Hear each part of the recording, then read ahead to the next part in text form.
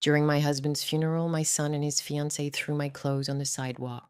We already sold the house. Gather your things, cry, and figure it out.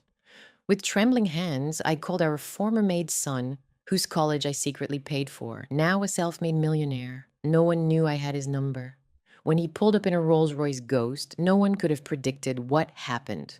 I'm glad to have you here. Follow my story until the end and comment the city you're watching from so I can see how far my story has reached. My name is Denise, and I never imagined that the worst day of my life would get even worse. But that's exactly what happened during my husband Robert's funeral, when my own son decided to destroy what little dignity I had left. The cemetery was still damp from the morning rain when the last visitors offered their condolences and walked away. I stood there, clutching a wilted rose, staring at the fresh mound of earth that now covered my husband of 42 years. The silence was deafening, broken only by the sound of my own breathing and the distant hum of traffic. Mom, we need to talk. Colin's voice cut through my grief like a knife. I turned to see my 35-year-old son standing behind me, his fiancée Sienna at his side. Even in that moment, I noticed how she clung to his arm possessively, her perfectly manicured nails digging into his expensive suit jacket. Can't this wait, sweetheart? I whispered, my voice hoarse from crying. Your father was just buried an hour ago. Colin's face was stone cold, showing no trace of the little boy who used to run to me for comfort when he scraped his knee. No, it can't wait. We have things to settle. Sienna stepped forward, her blonde hair catching the afternoon light. She had this smile that never reached her eyes, the kind that made my skin crawl whenever she visited. Denise, we know this is hard, but Colin and I have made some decisions about the house. My house. The house where I'd lived for 38 years, where I'd raised Colin, where every corner held memories of Robert and me building our life together. My legs suddenly felt weak. What kind of decisions? I managed to ask. Colin shifted uncomfortably, but his voice remained firm. We sold it, Mom. The sale went through yesterday morning, right before the funeral. The words hit me like a physical blow. I actually stumbled backward, my hand reaching for something to steady myself, but finding only empty air. You, what? The market was good and we got a great price, Sienna added cheerfully, as if she were discussing the weather. $87,000 above asking price, can you believe it? I stared at them both, trying to process what I was hearing. But that's my home. Robert and I, we bought that house when you were just 2 years old, Colin. All our memories. Look, Mom, Colin interrupted, his tone growing impatient. You're 67 years old. You don't need a big house anymore. Sienna and I talked about it and we think it's better this way. Cleaner. Cleaner. Like I was some kind of mess that needed to be tidied up. Where am I supposed to live? The question came out as barely a whisper. Sienna shrugged, examining her perfect red nail polish. There are some nice senior living facilities around here. Very affordable. You'll make new friends, play bingo, learn to knit. It'll be fun. Fun. She thought turning my world upside down would be fun. I looked at Colin, searching his face for any sign of the son I'd raised, the boy I'd sacrificed everything for. Colin, this is insane. You can't just sell my house without telling me. It's not even legal. Actually, it is. He reached into his jacket pocket and pulled out a folded document. Dad put the house in my name 3 years ago. Said it would be easier for taxes or something. I have every right to sell it. The betrayal cut deeper than I could have imagined. Robert had never mentioned this to me. Never said a word about transferring our home to Colin. My knees finally gave out, and I sank onto a nearby bench, the rose falling from my trembling fingers.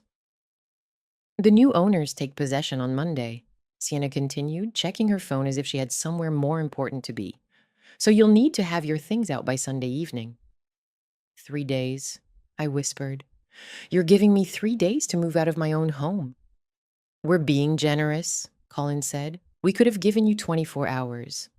I sat there in stunned silence, watching my son and his fiancée discuss my future like I wasn't even there. They talked about which moving company was cheapest, whether I really needed all my furniture, and how much money they'd save by not having to maintain the property. Then Colin said something that broke what was left of my heart. Honestly, Mom, this is probably for the best. You've been pretty useless since Dad got sick anyway. At least this way, you'll have some structure in your life. Useless. After 42 years of marriage, after raising his ungrateful son, after working 2 jobs to help pay for his college education, while he partied his way through business school, I was useless. That's when I remembered the small piece of paper tucked away in my purse, a phone number I'd carried with me for 15 years, never thinking I'd actually use it. With shaking hands, I fumbled through my bag until I found it, written in my own fading handwriting. I need to make a phone call, I said, standing up on unsteady legs. Make it quick, Sienna called after me. We have dinner reservations at 7. I walked about 20 feet away, close enough to the parking lot that they could still see me, but far enough that they couldn't hear my conversation. My fingers trembled as I dialed the number, half expecting it to be disconnected after all these years. It rang twice before a deep, warm voice answered. Marcus Wellington speaking. Marcus, my voice cracked. It's Denise. Denise Patterson. I need help. There was a pause, then his voice softened with concern. Mrs. Patterson, what's wrong? Where are you, dear? I'm at Greenwood Cemetery. My husband's funeral just ended, and my son, he sold my house. I have nowhere to go. The words tumbled out between sobs. I'm so sorry to bother you, but I didn't know who else to call. Don't you apologize, Marcus said firmly. Don't you dare apologize. I'm 20 minutes away. Stay exactly where you are. 23 minutes later, I heard the smooth purr of an expensive engine. Colin and Sienna were still standing by Robert's grave, probably calculating how they'd spend their newfound wealth, when a gleaming silver Rolls-Royce Ghost pulled into the cemetery parking lot. I watched from my bench as their conversation stopped mid-sentence. Sienna's mouth actually fell open, and Colin squinted at the approaching car like he couldn't believe what he was seeing. The driver's door opened, and out stepped Marcus Wellington.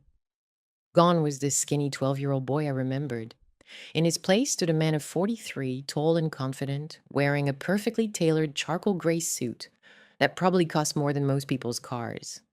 His dark hair was impeccably styled, and when he smiled at me, I saw the same gentle kindness that had drawn me to him as a child. Mrs. Patterson, he said, striding over to me with arms outstretched, I'm so sorry for your loss. I stood up and fell into his embrace, finally feeling safe for the first time since Robert's diagnosis 6 months ago. Marcus held me while I cried, his expensive suit absorbing my tears without complaint. Who the hell is that? I heard Colin whisper to Sienna, his voice carrying across the quiet cemetery. Marcus pulled back and looked at me with genuine concern. Tell me what happened. As I explained about the house sale, I watched Colin and Sienna slowly approach, their expressions ranging from confusion to suspicion. They'd never seen Marcus as an adult, never imagined that the poor kid from the wrong side of town could become this. Excuse me. Colin called out when he was close enough. I don't think we've been introduced. I'm Colin Patterson, Denise's son. Marcus turned, and I saw something flicker across his face. Recognition, certainly, but something else too, something colder. Colin Patterson, Marcus said slowly, extending his hand. I remember you. Colin shook it hesitantly. I'm sorry, but I don't... Do we know each other? We went to the same elementary school. I'm Marcus Wellington, though back then I was just Marcus Rodriguez, the poor kid whose mom cleaned your house every Tuesday. The color drained from Colin's face. I could see the memories flooding back, and none of them were pleasant. Sienna looked confused, glancing between the two men like she was trying to solve a puzzle. Marcus Rodriguez, Colin repeated slowly. You mean Maria's boy? The one who used to... He trailed off, clearly uncomfortable. The one you used to lock in the basement storage room when your mother wasn't looking? The one you told couldn't use the main bathroom because my family was the help? Yes, that's me. The silence that followed was deafening. Even the birds seemed to stop singing. Sienna was the first to recover, her fake smile returning. Well, isn't this a lovely reunion? Marcus, was it? What do you do for work these days? Marcus reached into his jacket and pulled out a business card, handing it to her with a smile that didn't reach his eyes. I own Wellington Enterprises. We specialize in real estate development and investment. I watched Sienna's face change as she read the card, her eyes widening with each word. She showed it to Colin, whose face went from pale to green. Wellington Enterprises, Colin stammered. You mean the Wellington Enterprises? The one that owns half the commercial real estate downtown? Among other things, Marcus replied casually. Then he turned back to me, his voice warm again. Mrs. Patterson, let's get you out of here. You shouldn't have to deal with this today. But what happened next shocked everyone, including me. As Marcus helped me into the passenger seat of his Rolls-Royce, the leather soft against my back, I couldn't help but think about the first time I'd met him.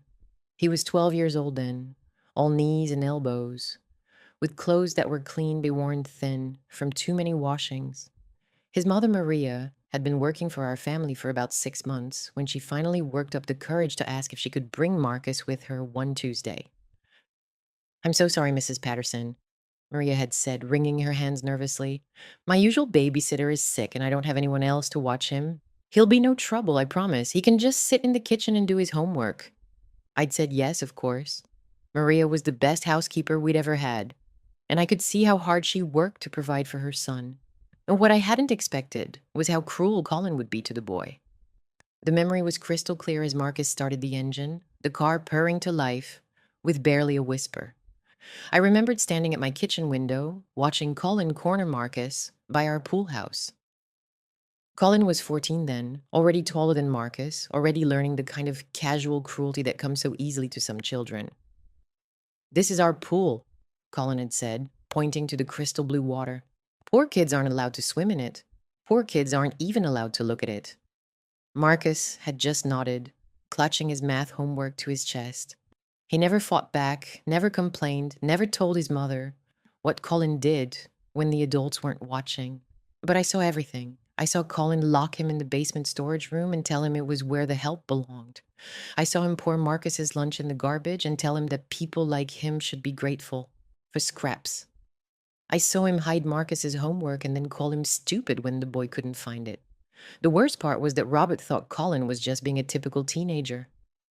Boys will be boys, he'd say whenever I brought up Colin's behavior.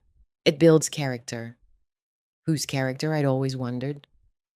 Because it certainly wasn't building anything good in Colin. Mrs. Patterson, Marcus's voice brought me back to the present. We were stopped at a red light, and he was looking at me with concern. Are you okay? You seemed far away for a moment. I was remembering, I said softly. The first time I met you, do you remember that day? Marcus smiled, but there was sadness in it. I remember everything about those days, including what your son did to me.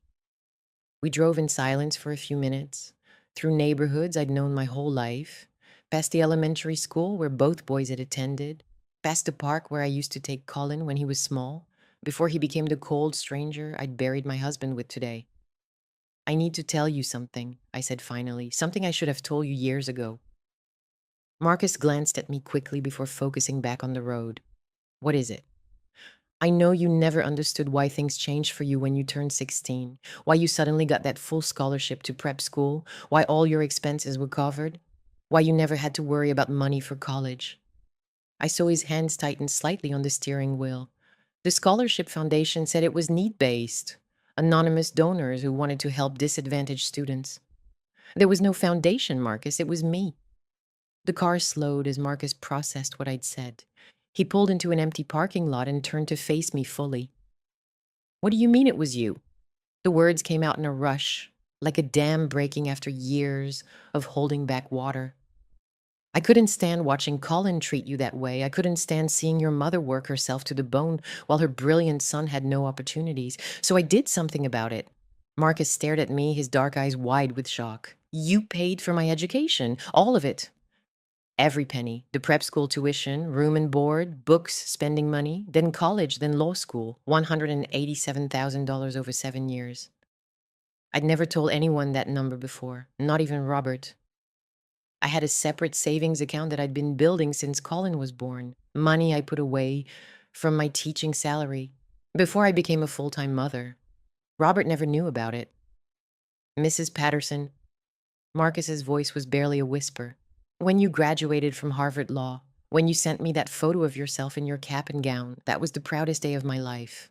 prouder than when Colin graduated business school, prouder than his engagement to Sienna, because you earned everything you achieved, and I had the privilege of helping you get there. Tears were streaming down Marcus's face now, and he wasn't trying to hide them. Why didn't you ever tell me? All these years, I thought. I thought I was just lucky. I thought some stranger took pity on me. Because I didn't want you to feel obligated to me. I didn't want you to succeed because you felt you owed me something. I wanted you to succeed because you deserved to succeed. Marcus was quiet for a long time, staring out at the empty parking lot. When he finally spoke, his voice was thick with emotion. Do you know what Colin said to me the last day I was at your house? I was 16, about to start at Cranfield Prep, and he cornered me in the garage. I shook my head, though I was afraid to hear the answer. He said that people like me would always be servants, that no matter how much I pretended to be better than I was, I'd always end up cleaning toilets like my mother. He said that's all my family was good for. The anger that flared in my chest was so intense it took my breath away. Even after all these years, even knowing how cruel Colin could be, hearing those words spoken aloud made me want to scream. I almost believed him, Marcus continued. I was so angry, so humiliated. But then I got to Cranfield, and for the first time in my life, I was around people who judged me based on who I was, not where I came from. I excelled there. I made friends. I learned that Colin was wrong about me. He was wrong about everything, I said fiercely. You were worth 10 of him even then. Marcus reached over and took my hand. His was warm and strong, calloused from years of hard work despite his current success. You saved my life, Mrs. Patterson. I hope you know that. Without your help, without believing in me when no one else would, I would have given up. I would have accepted that Colin was right about me. Never, I said firmly. You were special from the moment I met you. You had something Colin never had and never will have. What's that? A good heart. We sat there for a while longer, both of us crying, both of us remembering. I thought about all the times over the years when I'd wanted to reach out to Marcus, to tell him the truth, to see how he was doing. But I'd always held back, afraid that contact with me would somehow taint his new life. I kept track of you, I admitted. When you started your first company, when you made your first million, when Wellington Enterprises went public, I was so proud. But I was also terrified that if I contacted you, it would somehow ruin everything you'd built. Marcus laughed, wiping his eyes. Ruin it? Mrs. Patterson, knowing that you were the one who made it all possible, makes every success mean so much more. All these years, I've been successful for myself, for my mother's memory, for the other kids like me who need to see that it's possible. But now I know I've also been successful for you. For the woman who saw potential in a scared 12-year-old and decided to bet everything on him. Your mother, I said suddenly, remembering Maria's kind face. How is she? I lost touch after she stopped working for us. Marcus's expression grew sad. She passed away 8 years ago. Cancer. But she lived long enough to see me graduate from law school, to see me start my first company. She died knowing that her son had made something of himself. Did she ever know about the scholarship money? I told her on her deathbed. She cried for an hour straight, then made me promise to find you someday and thank you properly. She didn't need to thank me. She raised an incredible son. We both know she had help, Marcus said gently. Not just financial help. You gave me something even more valuable than money. What's that? Hope, and the knowledge that somewhere in the world someone believed I was worth saving. As we pulled out of the parking lot and headed toward whatever came next, I realized that today had been both the worst and most redemptive day of my life. I'd lost my home, been betrayed by my son, and buried my husband. But I'd also found the answer to a question I'd carried for 15 years. Had it all been worth it? Looking at Marcus now, successful and confident and kind, I knew it had been worth every penny and more. But what I didn't know yet was that Marcus had plans of his own. Plans that would change everything for both of us and for Colin too. Marcus drove us to a place I never expected to see, the law offices of Wellington and Associates. The building was a gleaming tower of glass and steel downtown, and as we pulled into the private parking garage, I realized this wasn't just where Marcus worked. This was his empire. You own this entire building? I asked as we stepped into a private elevator that required a special key card. Floors 15 through 30, Marcus replied casually. I bought it 3 years ago, when the previous owners defaulted on their mortgage. The elevator opened directly into a reception area that looked like something from a movie. Floor to ceiling windows offered a panoramic view of the city, and the furniture was the kind you see in architectural magazines. A young woman behind the reception desk immediately stood up when she saw Marcus. Mr. Wellington, I wasn't expecting you today. How can I help? Sarah, I need you to pull the Patterson file. Everything we have on Robert and Colin Patterson, particularly the property transfers and will documentation. My blood went cold. Marcus, how do you have files on my family? He guided me to his office, which was even more impressive than the reception area. The walls were lined with law books and framed degrees, but what caught my attention was a photo on his desk, a picture of him at his law school graduation, with an older woman who had to be his mother, Maria. Mrs. Patterson, please sit down. What I'm about to tell you might be upsetting. I settled into the leather chair across from his massive desk, my hands trembling slightly. What kind of files do you have on us? Marcus opened a thick folder and spread several documents across his desk. 3 years ago, when your husband started showing signs of his illness, he came to see me. He hired me to review his estate planning and make sure everything was in order. The room felt like it was spinning. Robert came to see you? But how did he even know you existed? He'd been following my career through mutual acquaintances. When he learned about my success, and especially when he found out about my connection to your family, he sought me out. Marcus pulled out a document with Robert's signature at the bottom. He was worried about Colin, Mrs. Patterson, very worried. What do you mean? Your husband was aware of your son's gambling problem. Did you know that Colin had accumulated over $43,000 in debt to some very dangerous people? I felt the air leave my lungs. Gambling debt? What are you talking about? Marcus showed me a series of bank statements and credit reports. Online poker, sports betting, casino visits in Atlantic City. Colin had been hiding it from everyone, including Sienna. Robert discovered it when Colin tried to take out a loan using your house as collateral without telling anyone. The betrayal cut deeper with each revelation. So Robert transferred the house to Colin to help him with his debt? No, Marcus said firmly. Robert transferred the house to Colin as a trap. He pulled out another document, this one thick and covered in the legal language. This is your husband's real will, Mrs. Patterson, not the simple document that Colin thinks gives him ownership of everything. I stared at the papers, trying to make sense of the legal terminology. I don't understand. Your husband was smarter than Colin gave him credit for. Yes, he transferred the house deed to Colin's name, but he did it with very specific legal conditions attached. Conditions that Colin either ignored or never bothered to read. Marcus pointed to a section highlighted in yellow. According to this clause, Colin can only maintain ownership of the property if he provides adequate housing and financial support for you, his surviving parent, for the remainder of your natural life. If he fails to do so, ownership immediately reverts to a designated trustee. A trustee? Who? Marcus smiled for the first time since we'd arrived at his office. Me. Your husband appointed me as the trustee with full authority to reclaim and redistribute the property if Colin violated the terms. I couldn't speak. I couldn't even breathe. Robert had known. Somehow he'd known exactly what Colin would try to do, and he'd planned for it. There's more, Marcus continued. The sale that Colin conducted yesterday, it's completely illegal. He had no right to sell property that was conditionally transferred to him, especially not without honifying the terms of the trust. So the sale is invalid. Worse than that, by selling the property without meeting his obligations to you, Colin has committed several criminal acts: fraud, elder abuse, and breach of fiduciary duty. The buyers will get their money back, of course, but Colin... Marcus paused. Colin is going to face some serious legal consequences.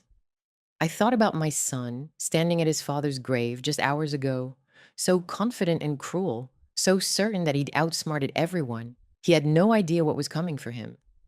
But Mrs. Patterson, there's something else your husband wanted me to tell you. Something he made me promise to share only after his passing. Marcus opened a sealed envelope with my name written on it in Robert's familiar handwriting. Inside was a letter, and as I read it, tears began streaming down my face. My dearest Denise, the letter began, "If you're reading this, then I'm gone. And Colin has shown his true colors, just as I feared he would. I know about the money you spent on Marcus Rodriguez. I've known for years." My hands began shaking so violently I could barely hold the paper. I found the bank statements when I was organizing our finances for the lawyer. $187,000 over 7 years, all going to anonymous scholarships and educational funds. At first, I was angry. How could you spend so much money without telling me? But then I realized something. You saw what I was too blind to see. Colin was becoming someone we couldn't be proud of, while Marcus was becoming the son we'd always hoped for. I had to stop reading for a moment, overwhelmed by emotion. Robert had known all along. I'm ashamed to admit that I enabled Colin's behavior for too many years. I thought I was teaching him to be strong, but I was actually teaching him to be cruel. You tried to tell me, but I wouldn't listen. I'm sorry for that, and I'm sorry for waiting so long to do something about it. The letter continued. Marcus has agreed to help protect you from Colin's greed, and he's agreed to help you start a new life. You deserve so much more than I ever gave you, Denise. You deserve to be loved and cherished, not taken for granted. I hope that in protecting Marcus all those years ago, you found yourself a son who will protect you in return. By the time I finished reading, I was sobbing openly. Marcus handed me a box of tissues and waited patiently for me to compose myself. Your husband spent months planning this, Marcus said gently. He wanted to make sure Colin couldn't hurt you financially, and he wanted to make sure you'd have somewhere to go if things went badly. What happens now? I managed to ask. Now I filed the paperwork to invalidate the sale and reclaim the property. The buyers will be notified that they purchased stolen property essentially, and they'll be able to recover their money from the escrow account. Colin, however, will be facing criminal charges for fraud. And where will I live? Marcus smiled, and for a moment I saw the 12-year-old boy I'd once helped with his homework. Your husband made another provision in his will. He left you a substantial life insurance policy that Colin doesn't know about. $500,000, enough to buy a nice house wherever you want to live. $500,000. After being told I was worthless and useless, after being thrown out like garbage, I was actually wealthy enough to live comfortably for the rest of my life. But Mrs. Patterson, before you decide where to go, I have a proposition for you. I looked up at him through my tears. What kind of proposition? I've been successful in business, but I've been very lonely. I never married, never had children of my own. The closest thing I ever had to a family was those afternoons in your kitchen, watching you help me with my homework while Colin was at football practice. He paused, seeming to gather his courage. I'd like to offer you the guest house on my property. It's completely private, fully furnished, and you'd never have to worry about money or safety again. Marcus, I couldn't possibly. You saved my life once, he said firmly. Let me return the favor. Before I could respond, his secretary knocked on the door. Mr. Wellington, I'm sorry to interrupt, but there are two people here demanding to see you. They say they're Colin Patterson and his fiancée, and they seem very upset. Marcus and I looked at each other, and I saw something dangerous flash in his eyes. Send them in, Sarah. I think it's time for Colin and I to have a proper conversation. As the door opened and Colin stormed in with Sienna close behind, I realized that the real confrontation was just beginning. Colin burst through the office door like a man possessed, his expensive funeral suit wrinkled and his hair disheveled from running his hands through it. Sienna followed close behind, her perfect composure finally cracking as her eyes darted around Marcus's impressive office. What the hell is going on here? Colin demanded, pointing an accusatory finger at Marcus. What kind of game are you playing? Marcus remained perfectly calm, leaning back in his chair with the confidence of a man who held all the cards. Please sit down. We have a lot to discuss. I'll stand, thanks, Colin snapped. I want to know why you showed up at my father's funeral like some kind of knight in shining armor. What's your angle? Sienna moved closer to the desk, her eyes taking in the expensive furnishings and framed diplomas on the walls. I could see her mind working, trying to calculate Marcus's net worth based on his surroundings. Colin, I said quietly, you should listen to what Marcus has to say. Don't tell me what to do, Mom, he shot back without even looking at me. I'm starting to think this whole thing was planned. Did you two cook this up together? Some kind of scheme to make me feel guilty about selling the house? Marcus picked up the folder containing all of Robert's legal documents. Your father hired me 3 years ago to handle his estate planning. Did you know that, Colin? The color drained from my son's face. That's impossible. Dad never mentioned any lawyer except old Mr. Henderson. Mr. Henderson handles wills and basic estate work, Marcus replied smoothly. Your father came to me for something more complex. He was concerned about your financial situation. Sienna frowned. What financial situation? Colin's doing great. He just got promoted to regional manager. Marcus opened the folder and pulled out a thick stack of papers. Colin, would you like to tell your fiancé about the $43,000 in gambling debt you've accumulated, or should I?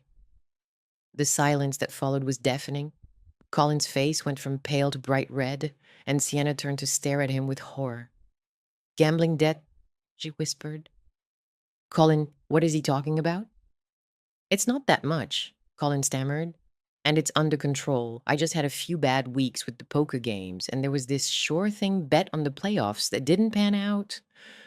$43,000. Sienna's voice rose to almost a shriek. Are you insane? We're supposed to get married in 6 months. We're supposed to buy a house. Marcus spread out several bank statements and credit reports across his desk. The debt isn't just a casino, Sienna. $12,000 is owed to a loan shark named Vincent Torino. Are you familiar with that name, Colin? Now, I watched my son's face crumble as the full weight of his situation became clear. How do you know about Vincent? Because Vincent called me, Marcus said simply. When he couldn't reach you, he started making inquiries about your assets. He discovered that you'd recently come into ownership of a valuable property. He wanted to know if I was interested in handling the legal aspects of collecting on your debt. Sienna backed away from Colin like he was radioactive. You borrowed money from a loan shark? What kind of person are you? Vincent's not that bad, Colin said desperately. He gave me an extension until the end of the month. That's why I needed to sell the house so quickly. The money from the sale would have covered the debt and left plenty for our wedding. Would have covered it? Marcus emphasized the past tense. Colin, I have some bad news for you. The sale of your mother's house was completely illegal. What do you mean illegal? Colin's voice cracked like a teenager's. I own that house. Dad put it in my name. Marcus pulled out Robert's will and placed it in front of Colin. Your father transferred the property to you conditionally. You were required to provide housing and financial support for your mother for the rest of her life. By selling the house and throwing her out, you violated the terms of the transfer. Colin grabbed the document and scanned it frantically. I watched as his eyes found the relevant clause, then read it again and again as if he could will the words to change. This can't be legal, he said finally. You can't just add conditions after the fact. The conditions were there from the beginning, Marcus replied. You simply never bothered to read the fine print. Your father knew exactly what kind of person you were, Colin. He planned for this. Sienna was reading over Colin's shoulder, her face growing paler with each word. Oh my God, Colin, you don't actually own the house. You never did. So what happens now? Colin asked, his bravado finally collapsing. Marcus leaned forward, his voice taking on the tone of a prosecutor addressing a defendant. Now, several things happened very quickly. First, I filed paper to invalidate the sale. The buyers will get their money back from escrow, but you'll be liable for all associated costs and fees. Second, I file a complaint with the district attorney's office for elder abuse, fraud, and breach of fiduciary duty. Elder abuse? Colin sputtered. I didn't abuse anyone. You threw your 67-year-old mother out of her home 3 days after her husband's funeral, Marcus said coldly. You denied her access to her belongings and told her she had until Sunday to find somewhere to live. In legal terms, that's textbook elder abuse. I watched Colin's world crumble in real time. His hands were shaking as he set the will back on the desk, and sweat was beading on his forehead, despite the office's perfect climate control. There has to be something we can work out, he pleaded. Some kind of deal. I'll apologize to Mom. I'll find her a nice apartment. You'll what? Marcus interrupted. Pay for her housing with money you don't have? Money you've already spent or gambled away? Sienna suddenly spoke up, her voice sharp and angry. Wait a minute. If Colin doesn't actually own the house and the sale is invalid, then where exactly does that leave us financially? Marcus smiled, but there was no warmth in it. That's an excellent question. Colin, would you like to explain to your fiance how much money you actually have in your bank accounts right now? Colin's silence was answer enough. Sienna turned to face him fully, her hands clenched into fists. Colin Patterson, you tell me right now how much money we have? The checking account has about $800. Colin mumbled. What about savings? There is no savings. What about the money your father left you? There wasn't any money, Colin admitted, just the house. And now? And now we have nothing, Sienna finished. Worse than nothing. We have negative $43,000. She stood up abruptly, pulling her engagement ring off her finger. I can't do this, Colin. I thought I was marrying someone successful, someone stable, not a gambling addict who steals from his own mother. Sienna, please, Colin begged. We can work this out. Marcus, surely there's some way to fix this. What if I pay you? What if I give you a percentage of whatever I make for the next few years? Marcus leaned back in his chair, studying Colin with the same expression a scientist might use to examine an interesting specimen. You know what's funny, Colin? 15 years ago, when you told me I'd always be a servant, when you said my family would never amount to anything, I made myself a promise. What promise? I promised myself that someday, somehow, I'd be in a position to show you exactly how wrong you were. I imagined scenarios where I'd be successful and you'd be struggling, and where I'd have the power to help or hurt you. Marcus paused. I never imagined it would be this easy. The threat hung in the air like smoke. Colin looked around the office desperately, as if searching for an escape route. What do you want from me? He asked finally. I want you to understand what powerlessness feels like, Marcus replied. I want you to know what it's like to have your entire world destroyed by someone who considers you worthless. I want you to experience the fear and humiliation that you put me through when I was a child. Sienna slammed her purse down on the desk, making everyone jump. I'm done with this circus, Colin. When you figure out how to become an adult and deal with your problems, call me. Until then, don't. She stormed out of the office, leaving Colin standing there like a man who'd just watched his life go up in flames. Please, Colin whispered, turning to me for the first time since entering the office. Mom, please, I know I was wrong about the house. I know I said things I shouldn't have said, but you can't let him destroy me. I'm your son. For a moment, looking at his desperate face, I almost felt sorry for him. This was the little boy I'd raised, the child I'd loved unconditionally, despite his flaws. But then I remembered his words at the cemetery. You've been pretty useless since Dad got sick anyway. You made your choice, Colin, I said quietly. You chose to see me as a burden instead of your mother. You chose to steal my home instead of taking care of me. You chose to gamble away your future instead of building something meaningful. But I'm your son, he repeated, as if that should excuse everything. Yes, you are, and that's what makes this so heartbreaking. Marcus stood up and walked around his desk to stand beside my chair. Colin, here's what's going to happen. I'm going to file all the necessary paperwork to reverse the illegal sale of your mother's house. You're going to face criminal charges for elder abuse and fraud, and Vincent Torino is going to come looking for his $43,000. You can't do this to me, Colin said desperately. We're family. Mom, tell him we're family. I looked at my son, really looked at him, and realized that somewhere along the way I'd lost him. The sweet boy I'd raised had become this selfish, cruel man who thought family was something you could take advantage of without consequences. Family doesn't throw each other away, Colin, I said. You taught me that today. As Marcus called security to escort Colin from the building, I felt something I hadn't expected to feel: relief. For the first time in years, I wasn't worried about my son's problems becoming my problems. For the first time in decades, I was free to choose my own path. But I still had no idea just how much my life was about to change. 3 weeks had passed since that devastating afternoon in Marcus's office, and the consequences of Colin's actions were unfolding exactly as Marcus had predicted. I was staying in the beautiful guest house on Marcus's property, a charming two-bedroom cottage with its own garden and complete privacy. For the first time in months, I was sleeping peacefully through the night. Marcus had been nothing but respectful and kind, checking on me daily but never intruding. He'd helped me retrieve my belongings from my old house before Colin could do anything with them, and he'd even hired a moving company to transfer everything to my new space. The cottage was fully furnished, but he insisted I bring anything that held sentimental value. "This is your home now," he'd said simply. "It should feel like you." I was arranging some of my favorite photos on the mantelpiece when I heard a car pull into the main driveway. Through my kitchen window, I could see a beat-up Honda Civic that I didn't recognize.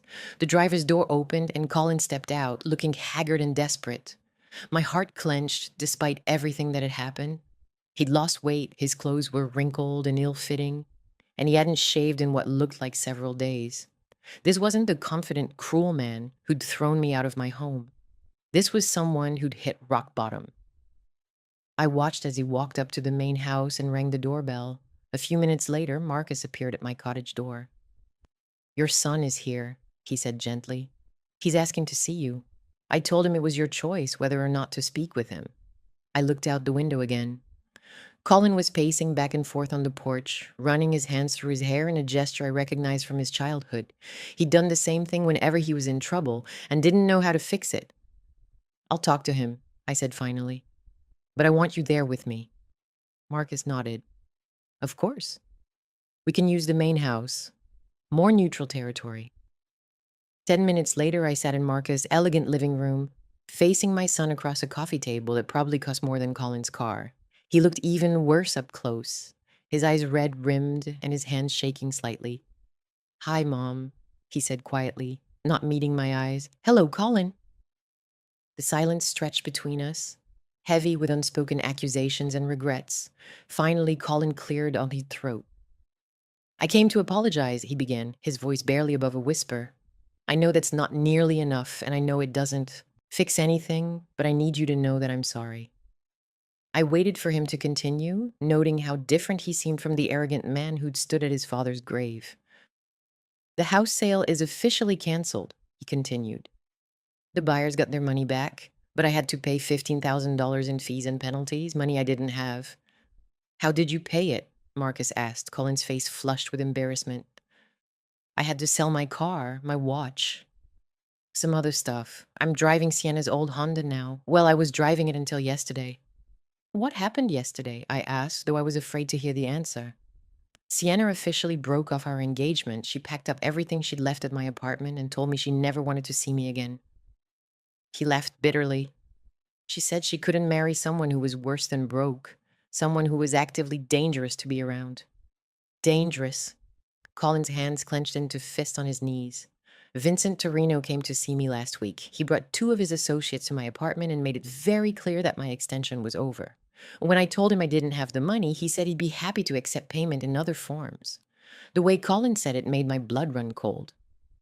"What kind of other forms?" "He wants me to do jobs for him. Collections mostly. Going to people who owe him money and convincing them to pay up."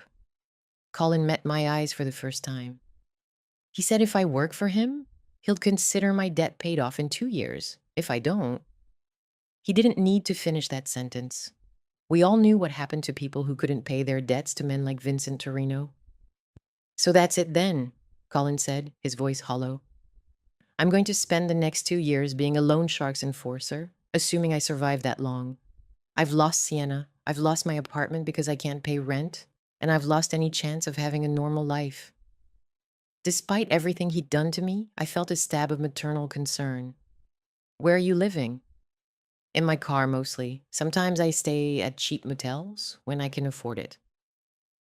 He looked around Marcus's beautiful house with undisguised envy and resentment. "It's funny. The kid I used to torment for being poor is now living better than I'll probably ever live again." Marcus leaned forward slightly. "Colin, do you remember what you said to me the last day I was at your house, when I was 16? Colin's face went pale. "Marcus, I was just a kid. I said a lot of stupid things. You told me that people like me would always be servants, that no matter how much I pretended to be better than I was, I'd always end up cleaning toilets like my mother." Marcus's voice was calm, but I could hear the steel underneath. You said that's all my family was good for. I was 14 years old, Colin protested. Kids say cruel things they don't mean. Do they? Marcus asked quietly. Because you were still saying cruel things 3 weeks ago. To your own mother, at your father's funeral. The room fell silent except for the ticking of an antique clock on the mantelpiece. Colin stared at his hands, his shoulders shaking with what might have been suppressed sobs. I know I'm a terrible person, he whispered. I know I don't deserve forgiveness, but Mom, I'm scared. I'm really scared about what's going to happen to me. For a moment, I almost reached out to comfort him. The maternal instinct to protect my child was so strong, even after everything he'd done. But then I remembered something Marcus had said weeks earlier. I want you to understand what powerlessness feels like. You should be scared, Colin, I said quietly, because for the first time in your life, your actions have real consequences that you can't charm or manipulate your way out of. Colin looked up at me with surprise, as if he hadn't expected such a direct response. So you're just going to let me be destroyed? You're going to let Marcus ruin my life? Marcus isn't ruining your life, I replied. You ruined your own life. Marcus is just making sure you can't ruin anyone else's. I'm your son. Colin's voice rose desperately. Doesn't that mean anything? I stood up and walked to the window, looking out at the perfectly manicured garden. Yes, Colin, it means everything. It means I loved you unconditionally for 35 years. It means I sacrificed my own dreams and ambitions to give you every advantage I could. It means I defended you to teachers and neighbors and even your own father when you showed signs of becoming cruel. I turned back to face him. And it means I failed you as a mother by never teaching you that there are consequences for treating people badly. Colin's face crumpled. Mom, please, I'll change. I'll go to therapy. I'll join Gamblers Anonymous. I'll do whatever it takes. You'll change because you have to now, I said sadly. Not because you want to be a better person, but because you're out of options. That's not real change, Colin. That's just survival. Marcus cleared his throat gently. Colin, there is one thing I'm willing to offer you.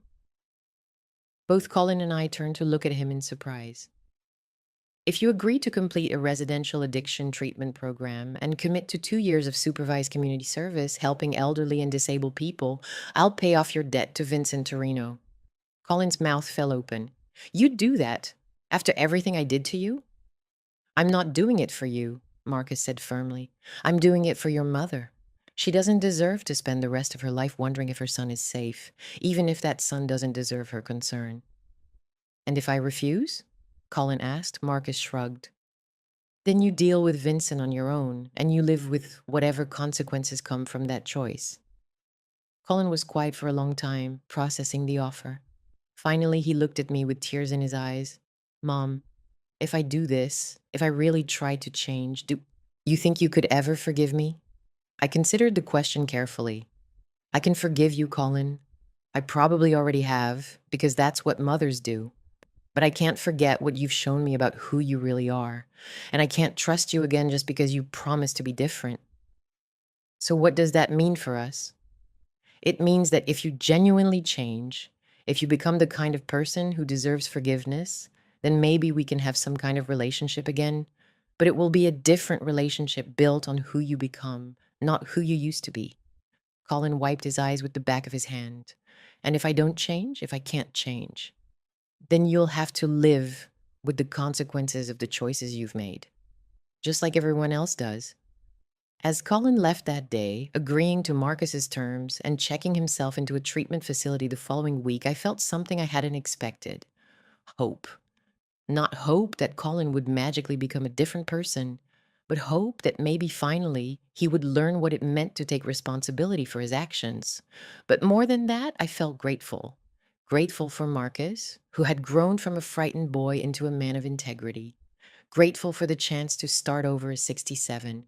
And grateful, finally, to be free from the burden of loving someone more than they were capable of loving me back.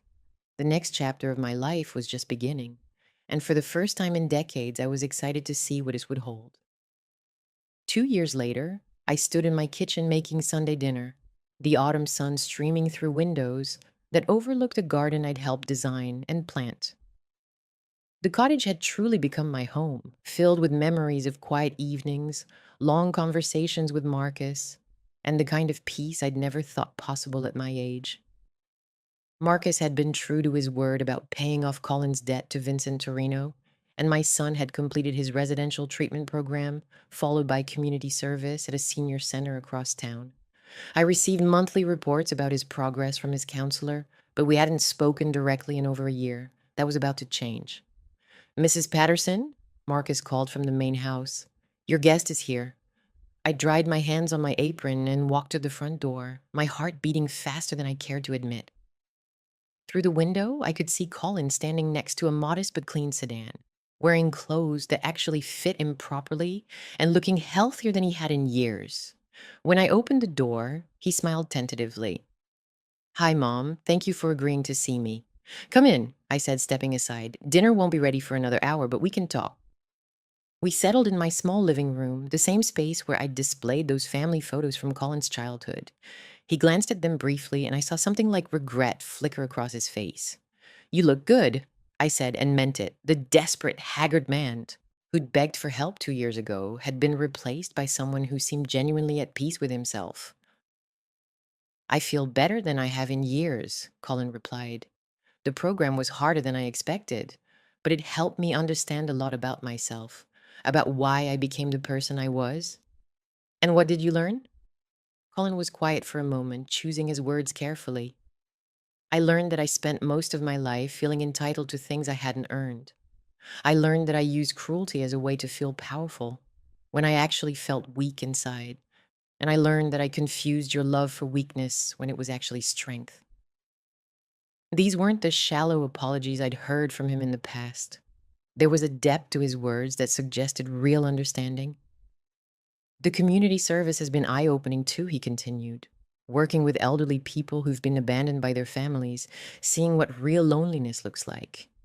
It made me realize how lucky I was to have a mother who never gave up on me, even when I gave her every reason to." "What are you doing for work now?" I asked. "I'm a counselor at the treatment center where I was a patient. It turns out that having lived through addiction and recovery gives me credibility with people who are just starting their journey." He smiled, and for the first time in years, it reached his eyes. "It's not glamorous work, and the pay isn't great, but I feel like I'm actually helping people instead of just taking from them." I felt a warmth spreading through my chest that I recognized as maternal pride. Not the fake pride I'd tried to manufacture when Colin was making poor choices, but genuine admiration for the person he was becoming. "There's something else," Colin said, his voice growing more serious. "I have a girlfriend. Her name is Rebecca, and she's a social worker. She knows everything about my past, including what I did to you. She says she fell in love with who I am now, not who I used to be." "That's wonderful, Colin. I'd like to meet her someday." "She'd like to meet you too. She actually suggested that I reach out to you. She said that anyone who could raise a son with enough conscience to eventually change must be a pretty remarkable woman." Before I could respond, there was a gentle knock at the door. Marcus peered in, looking slightly uncertain. "I'm sorry to interrupt, but I wanted to make sure everything was going well." "Please come in," I said. "Colin was just telling me about his work." Marcus entered cautiously, and I could see the tension between the two men. They'd seen each other several times during Colin's treatment, but their interactions had been purely professional. Colin stood up and extended his hand. "Marcus, I owe you an apology that's about 29 years overdue." Marcus hesitated, then shook Colin's hand. "You don't owe me anything, Colin. You've been working to change your life. That's enough." "No, it's not enough," Colin said firmly. "I need you to know that I understand what I did to you when we were kids was inexcusable. I was a bully who used my family's economic advantage to make you feel less than human. There's no excuse for that, and I'm sorry." Marcus studied Colin's face for a long moment. "I appreciate the apology, but you should know that what you did to me made me stronger. It taught me early on that some people will judge you based on circumstances you can't control, and that the only way to overcome that is to prove them wrong through your actions." "You certainly did that," Colin said with genuine admiration. Mom told me about the scholarship money, about how you've been taking care of her. I'm grateful that she has someone who truly loves her looking out for her. Something passed between the two men in that moment, an understanding that surprised me with its depth. They would probably never be friends, but they could coexist with mutual respect. Colin, I said, drawing his attention back to me, I want you to know that I'm proud of the work you've done to change your life, but I also want you to understand that the relationship between us is different now. I know, he said quietly. I don't expect to be welcomed back as if nothing happened. I hurt you deeply, and trust has to be rebuilt slowly. Exactly. But I'm willing to try if you are, with boundaries and with realistic expectations. We spent the rest of the afternoon talking, really talking, in a way we hadn't done since Colin was a child. He told me about his work, his girlfriend, and his plans for the future. I told him about my new life, about the book club I'd joined, and about the volunteer work I was doing at the local library. As the sun began to set, Colin prepared to leave. At the door, he turned back to me with tears in his eyes. Mom, I know I can't undo the damage I caused, but I want you to know that every good thing in my life now exists because you never completely gave up on me, even when you should have. I'm your mother, Colin. That means I love you even when I don't like you very much. But more importantly, it means I believe in your capacity to become better than you've been. After Colin left, Marcus and I sat together on my small porch, watching the stars emerge in the darkening sky. We'd developed this routine over the past 2 years, these quiet moments of companionship that felt more precious to me than any grand gesture. Do you think he's really changed? Marcus asked. I think he's trying to change, which is more than he's ever done before. Whether he succeeds long term remains to be seen. And how do you feel about having him back in your life? I considered the question carefully, cautiously hopeful. I don't need Colin to validate my worth anymore, and I don't need to sacrifice my peace of mind to maintain a relationship with him. If he continues on this path, we might have something genuine together. If he doesn't, I'll be sad but not destroyed. Marcus nodded approvingly. That sounds like wisdom. It's taken me 69 years to learn it. We sat in comfortable silence for a while, listening to the evening sounds of the garden. Finally, Marcus spoke again. Mrs. Patterson, there's something I've been wanting to ask you. What is it? Would you consider letting me adopt you? Legally, I mean. I know it sounds strange at our ages, but you've been more of a mother to me than anyone else ever was. I'd like to make it official. The question caught me completely off guard. Marcus, that's a beautiful gesture, but you don't need to. It's not about need, he said gently. It's about choice. You chose to save me when I was 12 years old, even though I wasn't your son. Now I want to choose you as my family, officially and permanently. Tears welled up in my eyes as I realized what he was offering. Not just legal recognition, but a family bond based on love and choice, rather than biology and obligation. Yes, I whispered in her. I would be honored to be your mother. 6 months later, we stood in a courthouse with Rebecca, Colin's girlfriend, and a few close friends as a judge made it official. At 70 years old, I became Denise Wellington, mother to Marcus Wellington, and gained something I'd never expected to have, a son who loved me unconditionally in return. Colin was there too, with Rebecca at his side. He'd been sober for over 2 years now, and while our relationship was still careful and measured, it was genuine in a way it had never been before. As we celebrated afterward at Marcus's house, I looked around at this small group of people who had chosen to be my family, and I realized something profound. Sometimes the greatest gift you can receive is the chance to start over. The scared 12-year-old boy I'd decided to help with his homework had grown up to save me in return. My biological son had finally learned what it meant to earn love rather than demand it. And I had discovered that family isn't always about blood. Sometimes it's about recognition, about seeing the best in each other and choosing to nurture it. That night, as I settled into bed in my cottage, surrounded by photos that now included Marcus's graduation from law school and Colin's completion of his recovery program, I felt something I'd never experienced before: complete contentment with my life. I'd lost a husband and nearly lost a son to his own selfishness. But I'd gained something infinitely more valuable: the knowledge that love, real love, is always a choice. And when people choose to love you for who you truly are, rather than for what you can provide them, that love can heal wounds you didn't even know existed. At 70 years old, I was finally free to be exactly who I was meant to be. And it was more beautiful than anything I'd ever imagined. Now I'm curious about you who listened to my story. What would you do if you were in my place?